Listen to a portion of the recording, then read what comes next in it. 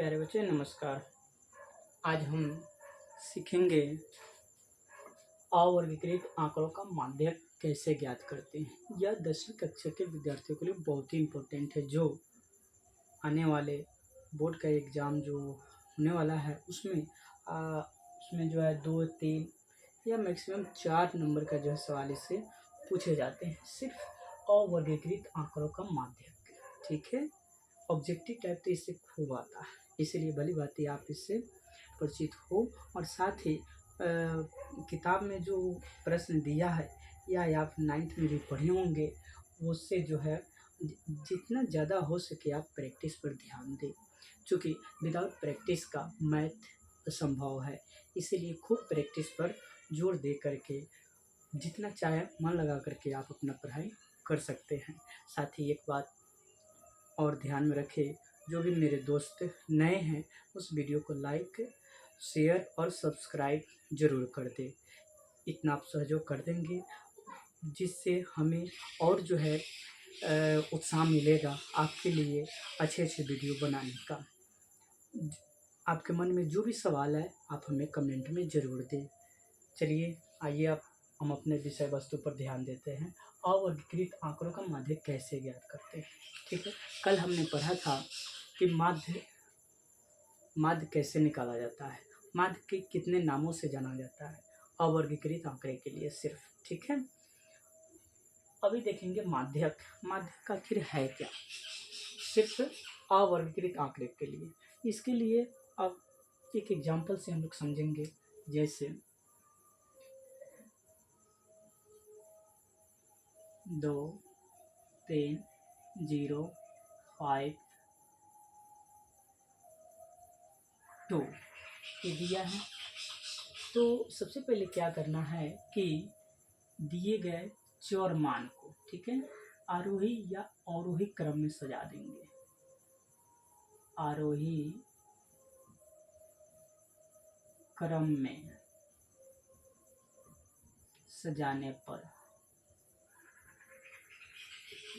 ठीक है बच्चों, तो याद होगा कि आरोही क्रम कैसे लिखते हैं, ठीक है। सबसे पहले छोटा अंक, उससे बड़ा, उससे बड़ा, उससे बड़ा और सबसे लास्ट में सबसे बड़ा लिखते हैं, ठीक है। 0, 2, 2, 3 और 5 क्लियर हो गया। अब यहाँ से हमको क्या करना है कि इन चर मानों की संख्या को ज्ञात करना है कि चर मान कितने हैं। 1, 2, 3, 4, 5। यहाँ चर मान बराबर 5, ठीक है। ये चर मान की संख्या दिया हुआ है। ये 5 कौन सी संख्या है, सम है या विषम है, तो ये विषम संख्या हो गया, ठीक है। विषम संख्या के लिए ये माध्यक आपका हुआ नहीं है, ठीक है ना, ये विषम संख्या हो गया। अब चर मानों में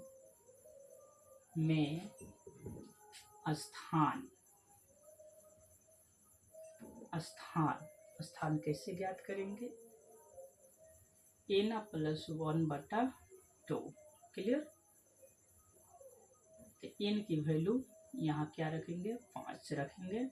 5+1/2 बराबर, अब दोनों को जोड़ देंगे 6/2 हो जाएगा। ये क्या आ गया, तीसरा स्थान आ गया आपका। ये आंसर नहीं हुआ, ये तीसरा स्थान हो गया। यह स्थान हम कहाँ चेक करेंगे, आरोही क्रम में सजाया वहाँ चेक करेंगे।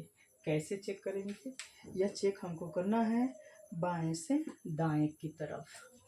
एक बार बाएं से दाएं की तरफ और एक बार दाएं से बाएं की तरफ, यानी कि दोनों साइड से चेक करेंगे कि तीसरे स्थान पर कौन सी संख्या है, ठीक है। तो 1, 2, 3 यहाँ आ रहा है, फिर 1, 2, 3 यहाँ आ रहा है, यानी कि दोनों तरफ से चलने पर हमें तीसरा स्थान पर 2 संख्या है। अतः अब हम लिख सकते हैं कि माध्यक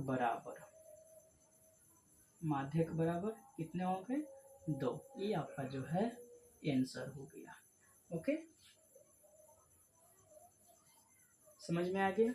तो माध्यक निकालने का सबसे आसान तरीका कौन से, यहाँ पर छोटा सा हम लोग नोट करेंगे। टॉपिक है। तो पहला टॉपिक क्या है कि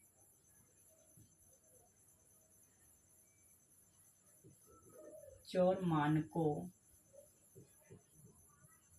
आरोही या अवरोही क्रम में सजा देंगे, क्रम में सजा देंगे। ठीक, उसके बाद चौर मानों की संख्या ज्ञात करेंगे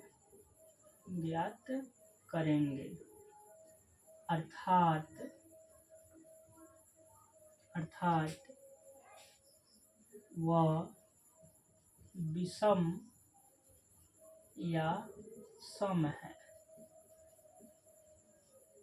ठीक, इसके बाद यदि सम हो तो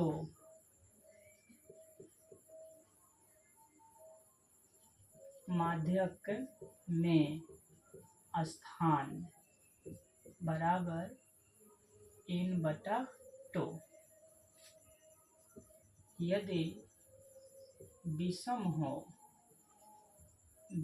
हो तो माध्यक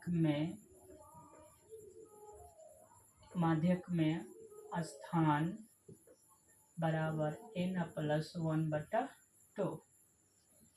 इसके बाद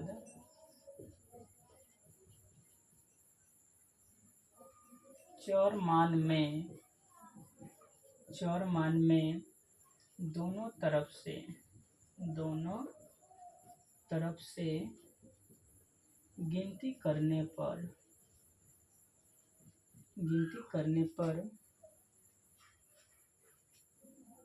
हमें जो स्थान प्राप्त होगा वही माध्यक होगा। ठीक, टॉपिक है ना, आप ध्यान में रखेंगे तो बहुत सारे क्वेश्चन जो है सॉल्व हो जाएगा। धन्यवाद।